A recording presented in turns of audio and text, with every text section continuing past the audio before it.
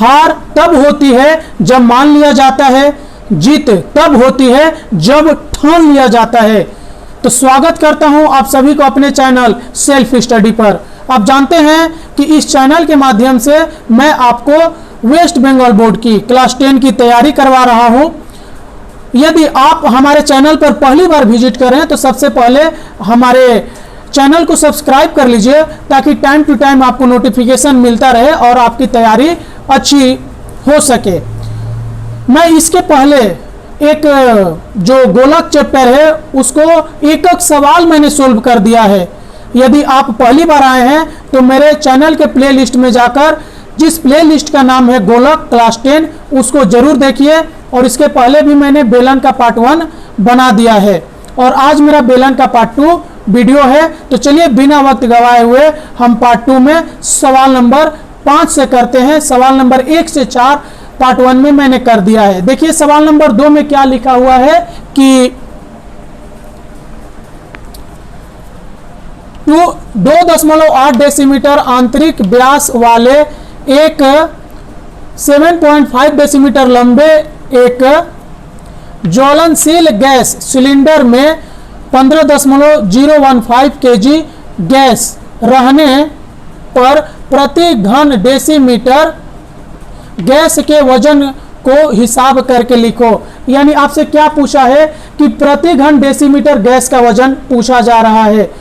प्रति घन डेसीमीटर, जहां पे घन की बात आ जाएगी तो बच्चों हम जानते हैं वहां पे हम किसका फार्मूला लगा देंगे, आयतन का फार्मूला लगा देंगे। ओके, अगर आपको ये सब समझ में नहीं आता है कि आयतन का फार्मूला कहाँ लगेगा, क्षेत्रफल का फार्मूला कहाँ लगेगा, किस तरह के सवाल होंगे, तो हम कौन सा फार्मूला लगाएंगे, तो मैंने इसके ऊपर भी बेसिक कंसेप्ट बोलकर एक वीडियो बनाया है जो हमारे प्लेलिस्ट के बेलन जिसका नाम है उसमें मैंने दिया है। आप वहां पे जाकर उसको देख सकते हैं और समझ सकते हैं। सबसे पहले तो वो सब वीडियो देखना चाहिए आपको बेसिक कंसेप्ट का, उसके बाद आप ये देखिएगा आपको बहुत आसानी से समझ में आएगा। तो चलिए हमारा कितना घन डेसीमीटर यानी घन डेसीमीटर की बात आ गई है तो इसका मतलब है यहाँ पर आयतन का फार्मूला लगने वाला है। देखिए हमारे सवाल में क्या क्या दिया है मैंने लिखा हूँ, ताकि मैंने ये कैमरा को ऑफ करके लिख दिया। अगर मैं ऑन कैमरा लिखता तो वीडियो बहुत लंबा होगा और सवाल कम बनेगा। मैं कोशिश कर रहा हूं कि वीडियो हमारा छोटा हो और सवाल ज़्यादा से ज़्यादा बना सकूं ताकि सिलेबस हमारा पूरा हो सके। देखिए चूंकि गैस सिलेंडर का व्यास दिया हुआ है 2.8 डेसीमीटर, तो इसका आर क्या हो जाएगा 2.8/2। यानी मैं बताया हूं कि जो व्यास रहता है और अर्धव्यास निकालने के लिए उसको 2 से भाग करने से उसका अर्धव्यास आ जाता है, अर्धव्यास यानी आर। और देखिए गैस सिलेंडर देखिए साफ हो गया, सिलेंडर, ये गैस सिलेंडर का जो लंबाई दिया गया है, लंबाई देखिए यहाँ पे दिया गया है एवं इतना डेसीमीटर लंबे, लंबाई यानी एच है ये, तो एच कितना दिया गया है 7.5 डेसीमीटर। अब इसका आयतन का फार्मूला लगेगा क्योंकि बोला है कि प्रति घन डेसीमीटर गैस का वजन, तो आयतन का ही फार्मूला हम लगाएंगे। तो इसलिए आयतन बराबर क्या हो गया पाई r²h। ये जो होता है बेलन का आयतन का फार्मूला होता है, तो मैंने लिख दिया। तो पाई का मतलब क्या होता है बच्चों 22/7 लिखा हुआ है, गुणे आपका जो r है, r कितना निकाला गया है 1.4 का स्क्वायर, और h जो है हमारा h क्या है 7.5, मैंने 7.5 यहाँ पर लिख दिया। अब देखिए इसको मैंने यहाँ पे सोल्व किया हूँ कि 22/7 जो यहाँ पे था गुणे 1.4 का जो स्क्वायर दिया गया है उसको हम 2 बार लिखेंगे, आप जानते हैं अच्छे से, फिर गुणे 7.5। इस लाइन में मैंने दशमलव हटा दिया हूँ, 1.4 के ऊपर जो 1.4 में जो दशमलव है उसको हटा दिया बटा 10 करके। आप जानते हैं कि दशमलव के लिए क्या दिया जाता है 1, और उसके बाद जितनी संख्या उतनी 0 दी जाती है। अगर आप मेरे चैनल पर रेगुलर वीडियो देख रहे हैं तो आपको ये समझने में कोई असुविधा नहीं होगा। पहली बार आए हैं तो शुरू से वीडियो देखिए प्लेलिस्ट में जाकर। अब चलिए इसको हम काटते हैं। उसी तरह 7.5 का भी दशमलव हटाकर मैंने बाई 10 कर दिया। तो आप जान गए होंगे कि ये 10 कब आया है, जब इनका दशमलव हटाया गया था। चलिए इसको काटते हैं। देखिए ये 7 से 14 कट गया 2 दान में। आप काटने पर विशेष रूप से ध्यान दीजिएगा क्योंकि बच्चों को काटने में ही सबसे ज्यादा असुविधा होती है। 7 दूना 14 काट दिया, और इसको मैंने 5 से 10 को सॉरी 2 से 10 को काटा 5 दान में, और 5 से 75 को काटूंगा कितने दान में? 15 दान में। ठीक है, अब देखिए ये 15 से कटेगा और ये 10, 10 और 15 कटेगा किससे? 5 से, यानी पंक्तियाँ 15, 5 दूना 10। और देखिए क्या कट रहा है बच्चों? ये इससे 11 दान में काट दिया। और कोई अंक कट रहा है? हाँ कट रहा है। ये कटेगा आपका 2 से 7 दान में, और ये 2 से कटेगा 5 दान में। देखिए 14 को 2 से काट दिया 7 दान में, और 10 को 2 से काट दिया मैंने 5 दान में। ओके, तो आप इतना समझ गए होंगे। मेरा अंक क्या बचा है? 3 बचा है, 7 बचा है, 11 बचा है। इसको गुणा करते हैं, 11 या 33, 33 गुणे क्या है? 7 बटा इधर नीचे में मेरा क्या बचा है? 5। तो चलिए इसको गुणा कीजिएगा तो कितना आएगा? 37 का 21 और 37 का 21, 22, 23। ठीक है, बाई क्या हो गया? 5, माने आपका आया है 231 बटा 5 डेसीमीटर क्यूब। यानी कहने का मतलब है कि उस गैस सिलेंडर में कितना गैस हो सकता है? 231.5 डेसीमीटर। तो हमसे ये पूछा है सवाल में, आप गैस सिलेंडर के बारे में अच्छे से जानते हैं, आपके घर में खाना बनाने वाला जो गैस होता है, ठीक है, तो उसमें कुल कितना वजन है उसका वजन देखिए दिया गया है 15.015 kg है। तो चलिए अब हम लोग नेक्स्ट इसके अगले स्टेप क्या होगा उस पर चलते हैं। दिया कि 1 kg बराबर 1000 ग्राम होता है। ठीक है, तो 15.015 kg बराबर कितना हो जाएगा? 15.015 गुणे 1000 करना था हमें। कितना से इसको गुणा करना है? 1000 से। तो जब आप इसको 1000 से गुणा कीजिएगा तो आपका क्या आ जाएगा? 15,015 आ जाएगा ग्राम। हमसे कितना ग्राम का पूछा, कितना का वजन पूछा? 1 घन डेसीमीटर का। आप जानते हैं कि उस सिलेंडर में कितना गैस था? 231/5 घन डेसीमीटर। वही मैंने लिखा, चूंकि 231/5 घन डेसीमीटर गैस का वजन कितना हो रहा है? 15,015 ग्राम। मान ये टोटल इसका वजन हो रहा है, ये डेसीमीटर में है और ये इसका वजन है। ठीक है, तो यहाँ पर अगर 1 का निकालेंगे तो देखिए ये बाई होगा। ठीक है, मैंने यहाँ पे बाई कर दिया कि 15,015 बाई 231/5। चलिए इसको थोड़ा कैलकुलेशन कर लेते हैं। अगर वीडियो अच्छा लग रहा है तो लाइक जरूर कीजिए, दोस्तों में शेयर कीजिए ताकि उनको भी इसका लाभ हो। तो देखिए क्या हो जाएगा? 15,015 गुणे, ये बड़ा बटा किस में बदल जाता है? गुणा में। 5 ऊपर चला जाएगा, बड़ा बटा गुणा बदल जाता है, और नीचे वाला क्या बन जाता है? जो अंश होता है वो हर बन जाता है, जो हर होता है वो अंश बन जाता है। तो ये हर है 5, तो देखिए यहाँ पे अंश हो गया, और अंश आपका 231 है, तो यहाँ पे हर बन जाएगा 231। देखिए इसको काटिए बच्चों। इसको काटने से सबसे पहले हम 7 से काटते हैं, यानी 7 दूना 14, माने भाग देते हैं 15,015 में 7 से। तो काटिए 7 दूना 14, 1 15, फिर 7 एकम 7, 7 3 10, फिर 7 28, 29 30 31, फिर 7 5 35। इसको 7 से काटिएगा तो 17 का 21, 17 का 21, 33 दान में कटेगा। फिर देखिए ये कितना से कट रहा है? ये 11 से कट रहा है क्या? 11 और 11 99, हाँ 11 से कट रहा है। ये 11 या 33, और ये 11 में के 11, और फिर 1 0 11 99 100, और फिर 11 5 55, और ये 11 या 33। देखिए 33 से ये 155 कट जाएगा। कितने दानों में?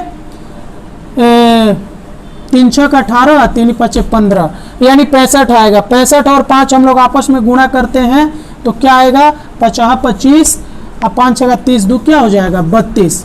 ये जो आया 325 ग्राम, यही 1 घन डेसीमीटर का क्या हो जाएगा? वजन हो जाएगा। यहाँ पे लिख सकते हैं, चूंकि 1 घन डेसीमीटर गैस जो हमारा सवाल में दिया था, गैस का वजन बराबर क्या हो जाएगा? 325 ग्राम। यही आपका आंसर हो गया। तो ये हमारा जो 5 नंबर सवाल था ये कंप्लीट हो गया। चलिए अगले सवाल पर चलते हैं। तो जो आपका सवाल नंबर 6 है वो काफ़ी इम्पोर्टेंट सवाल है। बड़ा भी है। आप बहुत आराम से समझिए, अच्छे से समझिए, मैं इसको अच्छे से आपको समझा दूंगा। ये एग्जाम के लिए काफ़ी इंपॉर्टेंट सवाल है। देखिए कि समान व्यास एवं समान ऊंचाई वाले 3 जारों में प्रथम का 2/3 भाग, द्वितीय का 5/6 भाग एवं तृतीय का 7/9 भाग हल्के गंधक के अम्ल से भरा था। इन तीनों जारों के अम्ल को यदि 2.1 डेसीमीटर व्यास वाले एक जार में रखा जाए तो जार के अम्ल की ऊंचाई 4.1 डेसीमीटर यानी 4.1 डेसीमीटर हो जाती है। तो प्रथम 3 जारों की व्यास यदि 1.4 डेसीमीटर हो तो उनकी ऊंचाई ज्ञात करके लिखो। यानी कहने का मतलब है, देखिए ये 3 जार है, इन तीनों जारों में जो भी अम्ल था उसको इस बड़े वाले जार में रखा गया है, जिससे इसकी ऊंचाई कितनी बढ़ गई है बच्चों, 4.1। यानी इसकी ऊंचाई कितनी हो गई है, 4.1। यानी कहने का मतलब है कि इनमें जो भी अम्ल था, जैसे पहले वाला में 2/3 भाग था, दूसरे वाला में 5/6 और तीसरे वाले में 7/9, ठीक है। ये अम्ल से भरा हुआ था ये जार, और इनके अम्ल को जब इस बड़े वाले जार में रखा गया तो इसका ऊंचाई कितना हो गया है, 4.1 डेसीमीटर। तो बोला गया है कि इनकी ऊंचाई बताना है आपको। हालांकि अगर एक का ऊंचाई पता चल जाता है तो सभी की ऊंचाई समान है। देखिए सवाल में लिखा है समान व्यास एवं समान ऊंचाई, समान व्यास एवं समान ऊंचाई। देखिए इनका व्यास भी दिया गया है, तीनों का व्यास क्या दिया गया है कि यदि प्रथम 3 जारों की व्यास जो है 1.4 डेसीमीटर हो तो उनकी ऊंचाई ज्ञात करो। तो कहने का मतलब है कि इनका हम तीनों का आयतन निकालेंगे, ठीक है। मैं आपको बेसिक कंसेप्ट के वीडियो में बताया था कि यदि किसी भी द्रव्य को किसी चीज में रखने की बात हो तो हम आयतन का फार्मूला निकालेंगे, ठीक है। आयतन का फार्मूला हम लगा देंगे उसमें।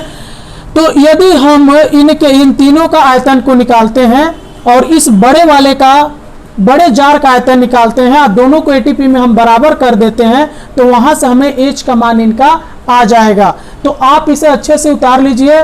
मेरा ड्राइंग थोड़ा खराब है, फिर भी आप लोग समझ लीजिए इसको। चलिए हम लोग इसको बनाते हैं। इस सवाल को आप समझ गए होंगे कि 3 गो जार है, तीनों जार के जो अम्ल था, जो अम्ल से भरा हुआ था, उसको एक बड़े जार में रखा गया, जिससे उसकी ऊंचाई 4.1 हो जाती है। माने हम बड़े वाले का आयतन निकाल लेंगे, उसके बाद इन तीनों का आयतन निकाल के आपस में जोड़ लेंगे तो किसके बराबर हो जाएगा, इस बड़े वाले को। इसी चीज को एटीपी में प्रश्नानुसार में रखेंगे तो हमारा आंसर आ जाएगा। चलिए हम अगले स्टेप पर। तो यहाँ पर मैंने क्या किया हूँ कि प्रथम 3 जारों का जो व्यास दिया हुआ था आपके सवाल में 1.4 डेसीमीटर, तो यहाँ से आर आपका क्या निकल गया, बाई 2 कर दिया, तो ये आपका 0.7 डेसीमीटर आएगा, ठीक है। ये वीडियो पॉज करके मैंने लिख दिया हूँ। अगर ऑन कैमरा में करता तो काफ़ी लंबा वीडियो बनेगा और सवाल भी कम बनेगा, और आप, मैं आशा करता हूँ कि जरूर समझ रहे होंगे। यदि नहीं समझ में आ रहा है तो आप कमेंट करके जरूर बताइएगा, मैं ऑन कैमरा बना दूंगा। तो यहाँ पे इसका आर आ गया। तो माना प्रथम 3 जारों की ऊंचाई मैंने एच मान लिया, एच डेसीमीटर, इसलिए तीनों जारों में प्रत्येक का आयतन क्या होगा, प्रत्येक का आयतन समान होगा, क्योंकि उनका व्यास और ऊंचाई दोनों ही समान आ रहा है, तो अर्धव्यास भी समान आएगा, तो इनका आयतन भी क्या आएगा, समान आएगा। तो चलिए मैंने लिख दिया आयतन का formula, pi r square h यानी 22/7 गुणे हमारा आर कितना था 0.7 का स्क्वायर इंटू एच मैंने जो ऊंचाई माना है और हमें ऊंचाई ही निकालना है। तो देखिए मैंने 22/7 गुणे, इसको 2 बार लिखा था क्योंकि इसका स्क्वायर है 0.7 का, और इसका मैंने दशमलव को रिमूव किया हूँ, हटाया हूँ, ठीक है, गुणे एच कर दिया। चलिए इसको काट लेते हैं। इसको 2 से काटेंगे तो 2 से काटेंगे तो 11 दान में, ये 2 से 5 दान में, फिर ये 7 से 7 कट गया। तो हमारा जो बचा गुणा कीजिए, 11 और 7 गुणा होकर 77 एच हो गया। अब भाई ये क्या हो जाएगा, 10, 5 और 10 गुणा होकर 50 हो गया, ठीक है। तो ये जो आया आपका प्रत्येक छोटे जारों का जो 3 ठो था उसका आयतन हो गया। लेकिन ये जो आयतन हो गया इसमें वो एक भाग के मात्रा में भरा हुआ था। अब हमें ये निकालना होगा कि कौन जार कितना भरा हुआ था, किस जार में कितना जो था गंधक था, ये निकालना होगा। ठीक है, तो चलिए वो एक अलग अलग भाग में भरे हुए थे, तो मैंने यहाँ पे निकाला। देखिए, चूंकि प्रथम जार में अम्ल की मात्रा, आयतन कितना था एक जार का, माने एक जार का जो आयतन आएगा वही सबका आएगा, यानी 77H/50 गुणे 2/3, यानी 2/3 भाग भरा था, तो ये निकाल लिया। इसको गुणा उड़ा नहीं करना है, आप कैलकुलेशन को विशेष रूप से ध्यान दीजिएगा। दूसरे जार का मैंने निकाला 77H/50 गुणे 5/6 भाग भरा था। उसी तरह मैंने तीसरे जार का भी निकाल दिया, ये कितने भाग भरा था, 7/9। तो मैं आपको बोला था कि इन तीनों जार में जितना अम्ल की मात्रा है सबको जोड़ना होगा। मैंने यहाँ पर सबको क्या किया, जोड़ दिया। देखिए, तीनों जारों में कुल अम्ल की मात्रा, ठीक है, तो 77H/50 गुणे 2/3, मैंने ये वाला, ये और ये जो 1 2 3 ये तीनों भागे मैंने यहाँ पर क्या कर दिया हूँ, प्लस कर दिया हूँ। प्लस देखिए 77H/50 गुणे 5/6 2 नंबर वाला, प्लस 77H/50 गुणे 7/9। अब चलिए इसको जोड़ते हैं तो हमारा क्या आएगा। तो देखिए सब में हमारा क्या है कि 77H/50 जो है कॉमन आ रहा है, सब में है तो क्या आ गया, कॉमन आ गया। तो हमारा बचा क्या अंदर में, 2/3 प्लस यहाँ पे क्या बच जाएगा 5/6 प्लस यहाँ पे क्या बचा 7/9। ठीक है, चलिए आगे करते हैं। 77H/50 इसका लौसा कर दीजिए सबको, तो इसका 3 6 और 9 का लौसा क्या होता है 18, यानी ये 3 से 18 कितने दान में कटेगा, 6 दान में। 2 से गुणा करेंगे 12 प्लस ये 3 दान में कटेगा 6 से 18, अब 5 से गुणा होगा तो 15 प्लस ये कितने दान में कटेगा 18, 9 से 2 दान में, 7 से गुणा करेंगे तो क्या हो जाएगा 14। ठीक है, तो क्या हो गया 77H/50 और ये क्या है गुणा में है, सबको जोड़िए। 4 5 9 और 9 2 क्या हो गया 11, 1 2 3 और एक हासिल था तो क्या हो गया आपका 4 बाई ये क्या हो गया 18, यानी तीनों जारों का जो कुल आयतन था, तीनों के जो हम अम्ल को आपस में मिलाएंगे तो उसका आयतन कितना आएगा 77H/50 गुणे 41/18। तो ये जो आयतन है किसके बराबर होगा, बड़े जार का। अभी हमें बड़े जार का निकालना बाकी है। देख रहे हैं ना कितना लंबा सम्स हो रहा है। ठीक है, तो इसे ध्यान से समझना है, आपको बार बार देख लेना है वीडियो को। चलिए उस स्टेप पर चलते हैं। जार का व्यास कितना दिया था सवाल में 2.1 डेसीमीटर। ठीक है, तो इसका अर्धव्यास मैंने क्या निकाल लिया 2.1/2, यानी अर्धव्यास निकालने के लिए व्यास को बटा 2 करने से हो जाता है। ठीक है, बड़े जार में अम्ल की ऊंचाई कितनी थी 4.1 डेसीमीटर, इसलिए बड़े जार का आयतन का फॉर्मूला क्या हो जाएगा πr²h होगा। तो देखिए पाई के लिए 22/7 लिखा, ये जो r था 2.1/2 का मैंने स्क्वायर किया गुणे 4.1 दे दिया। ठीक है, तो अब देखिए मैंने 22/7 लिखा गुणे, इसको 2 बार लिखना है तो मैंने 2 बार लिख दिया 2.1/2 और 2.1/2, और ये जो बाई 10 देख रहे हैं, बाई 10 जो देख रहे हैं बटा 10, ये इसके ऊपर की जो दशमलव है मैंने हटाया है, तब ये बटे क्या हो गया है 10 हो गया है, गुणे ये 4.1 जो है इसका भी दशमलव हटाया हूं तो ये 10 हो गया है। ये 10 क्यों आया, क्योंकि इनके ऊपर की दशमलव को हटाया गया है, आप ये ध्यान दीजिएगा। ठीक है, अब चलिए काटते हैं। ये इससे कट गया 3 दान में, ये इससे कट गया 11 दान में, और किसी से कुछ कट रहा है क्या, नहीं, और आपको काटने की भी जरूरत नहीं है। आपको आया क्या 11 और 3 को गुणा कर दीजिए, कितना हो गया 11 33 गुणे 21 गुणे क्या हो गया 41 बटा, देखिए ये 41 हो गया है, इसका दशमलव हट के बाई 10 हुआ था, यही भी जो 21 हो गया है इसका दशमलव हट के बाई 10 हुआ था, उसी तरह ये भी हुआ था। ठीक है, तो इधर हमारा क्या बचा 10 दूना 20 गुणे 10 और 10 यहाँ पे बचा हुआ है तो 100। बच्चों आप कैलकुलेशन पर विशेष रूप से ध्यान दीजिएगा, यहाँ पे हम गुणा करने नहीं जाएंगे, क्योंकि ये हमको एटीपी में ये किसके बराबर हो रहा है, जो वो तीनों जारों का आयतन हम आपस में जोड़े थे जो आया था वो उसके बराबर हो रहा है। इन दोनों को हम एटीपी में रखेंगे तो हमारा एच का मान आ जाएगा। तो चलिए एटीपी वाला स्टेप को करते हैं, समझिएगा। ये जो है, ये जो हमारे तीनों जार का कुल आयतन आया था कि 77H/50 गुणे 41/18 बराबर, ये जो हमारा बड़े जार का आयतन आया है दोनों को बराबर कर दिया। हमें यहाँ से H का मान निकालना है, तो हमारा H का मान देखिए मैंने OR H किया, तो H बराबर करेंगे तो ये जो भी संख्या इधर जाएगा बराबर के जो भी साइड चेंज करेगा तो उसका जो होता है अंश हर बन जाता है, हर क्या बन जाता है, अंश उलट जाता है वो। तो चलिए लिखते हैं 33 गुणे 21 गुणे 41/20 गुणे क्या हो गया 100 गुणे, ये देखिए इधर अंश क्या है 77, तो यहाँ पे हर मेरा 77 बन गया, और यहाँ पे हर 50 है तो यहाँ पे अंश मेरा 50 बन गया, गुणे उसी तरह ये भी चेंज होकर 18 क्या हो जाएगा 41 41 हो जाएगा। अब देखिए काटिए, तो ये इससे कट गया कितने दान में, 2 दान में, ठीक है। और देखिए क्या कट रहा है किससे, हाँ 11 से काटिए, और ये 11 तो यहाँ 33 और 11 7 77, और ये 7 से कट गया 21 3 दान में। और देखिए क्या कट रहा है, हाँ देखिए 41 से 41 कट गया, और कोई कट रहा है, हाँ ये कटेगा 2 से, ये 9 दान में, और ये कितने दान में 10 दान में। और कुछ कट रहा है यानी तितरी का 9, कुछ नहीं कट रहा है, तो आपको बचा क्या 3 3 और 9, तो ये सब गुणा होगा, तितरी का 9 और 9 में 9 से क्या हो गया 81 और 10 2 गुणा होकर क्या हो गया 20, यानी 20 को हम 81 में भाग करेंगे। तो देखिए 20 भाग क्या हो गया 81, ठीक है। मैं इसको डायरेक्ट भी लिख सकता था, लेकिन यहाँ पे कुछ मुझे बताना है इसलिए मैं यहाँ पे भाग करके दिखा रहा हूँ। 20 का क्या हो गया 80, तो आपका क्या उतरा 1।